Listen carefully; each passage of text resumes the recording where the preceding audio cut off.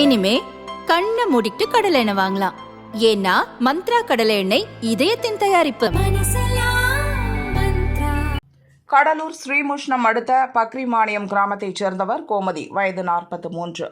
வெள்ளியன்று குடும்பத்துடன் சென்று ஓட்டு போட்டு வீடு திரும்பிக் கொண்டிருந்தார்.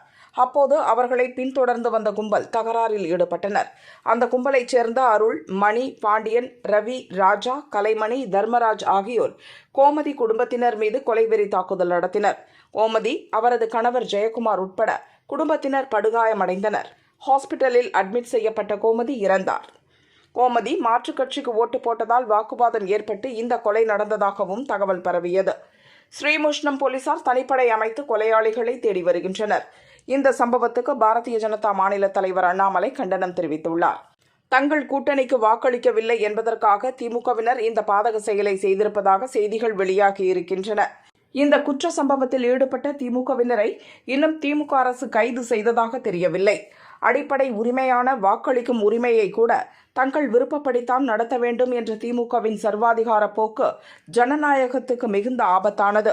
இந்தியாவை காப்பாற்றப் போவதாக கனவு கண்டு கொண்டிருக்கும் ஸ்டாலின் முதலில் தனது கட்சிக்காரர்களிடமிருந்து தமிழக மக்களை காப்பாற்றும் வேலையை பார்க்க வேண்டும். உடனடியாக குற்றவாளிகளை கைது செய்து கடும் நடவடிக்கைகள் எடுக்க வேண்டும் என்றும் அண்ணாமலை வலியுறுத்தியுள்ளார்.